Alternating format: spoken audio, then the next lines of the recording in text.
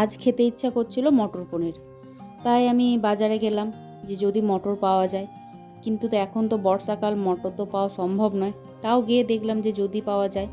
তা গিয়ে দেখি যে হ্যাঁ, সেরকম সব দোকানে নেই, দু একটা দোকানে আছে, আর যদিও আছে তাদের দাম তো আকাশ ছোঁয়ায়, তারপরও সেই জিনিসগুলোও ভালো নেই।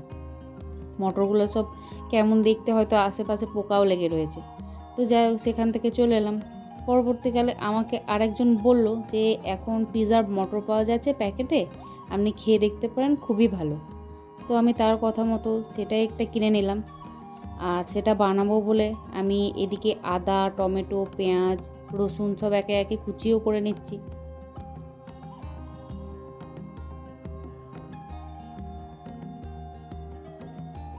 এটা ভালোভাবে কাটা হয়ে গেছে। এবারে আমি একটা কড়াইয়ে তেল নিয়ে নিলাম, সামান্য পরিমাণে সরষের তেল নিয়েছি।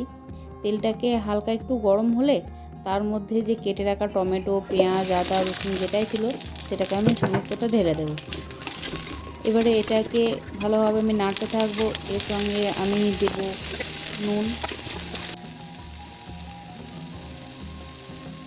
নুনটা দেওয়ার একটাই কারণ, যেটা তাড়াতাড়ি এটা একটু নরম হয়ে যাবে আর এটা ভাজাও তাড়াতাড়ি হয়ে যাবে। দিলাম দুটো কাঁচা লঙ্কা আর দিলাম সামান্য পরিমাণে ধনেপাতা। এটা দিয়ে একটু হাই ফ্লেমে ভালোভাবে নেড়ে নেবো। আর এটা ভালোভাবে ভাজা হয়ে গেলে এটা নামিয়ে মিক্সিং জারে এটা পেস্ট করে নেব।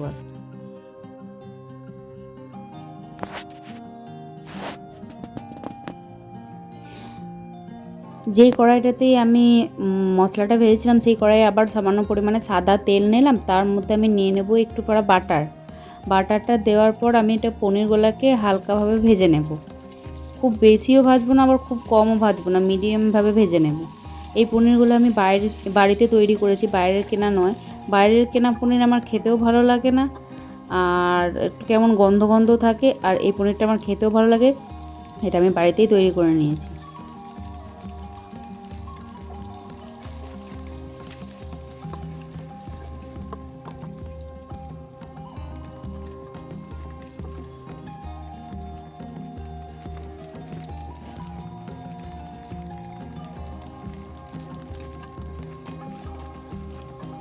পনিরটা ভালোভাবে ভাজা হয়ে গেছে, এবার আমি পনিরটাকে তুলে নেব।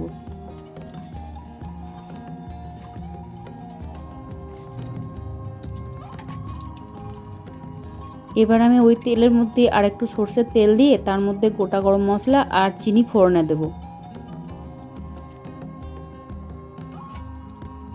ফোড়নটা ভালোভাবে রেডি হয়ে গেলে যে মশলাটা পেস্ট করেছিলাম, সেই পেস্ট করা মশলাটা আমি কড়াইয়ের মধ্যে দিয়ে দেব।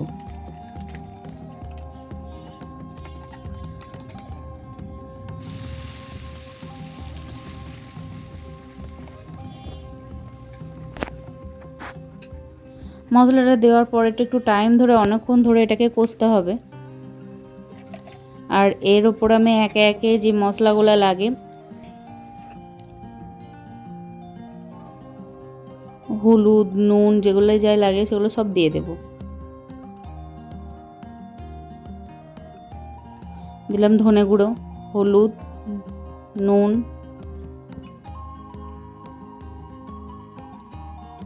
কাশ্মীরি লঙ্কার গুঁড়ো,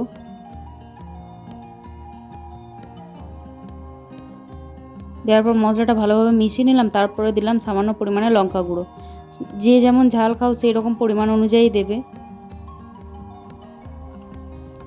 তারপর মশলাটাকে ভালোভাবে লো ফ্লেমে অনেকক্ষণ ধরে এটাকে কষিয়ে নিতে হবে।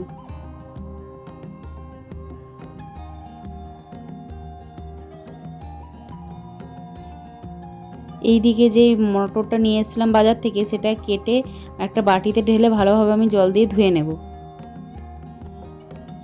এই মটরটার মধ্যে নুন টুন কিছু দেওয়া ছিল না, প্লেন,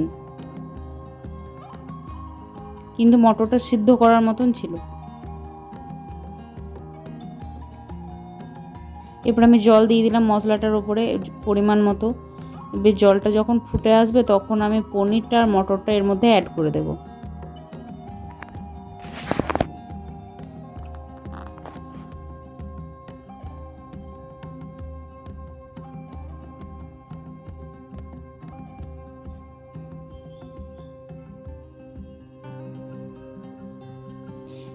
জলটা ভালোভাবে ফুটে এসছে, ঝোলটা। তার উপর আমি পনিরগুলো ভেজে রাখার যে পনিরগুলো ছিল সেগুলো আমি দিয়ে দিলাম। আমি পনিরে কোনো নুন টুন মাখিয়ে রাখিনি, আমি যেটাই যা নুন দিয়েছি এই ঝোলের মধ্যেই যেটা দিয়েছি সেটাই, ওই নুনটাই পনিরের মধ্যে সমস্ত জায়গাতে ঢুকে যাবে।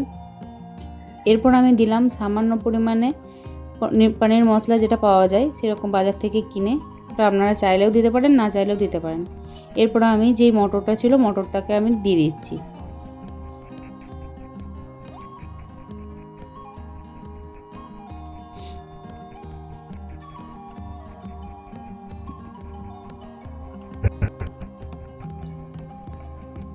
এটা ভালোভাবে ফুটে যখন একটু গাঢ় গাঢ় হয়ে আসবে তখন এটাকে আমি নামিয়ে নেব। নামানোর আগে এতে সামান্য পরিমাণে গরম মশলা গুঁড়ো আর একটু পারা বাটার দিয়ে নামিয়ে নেব। এবারে এটাকে রুটি, পরোটা, ফ্রায়েড রাইস, যে যার সাথে ইচ্ছা সে তার সাথে খেতে পারো। আমি তো ফ্রায়েড রাইসের সাথে খেয়েছিলাম। তোমরা এটা একবার বাড়িতে বানিয়ে ট্রাই করে দেখো এবং তোমরা বলবে যে এটা কেমন লাগে খেতে। এটা আমাকেও বলবে তোমরা কিসের সাথে খেলে সেটা।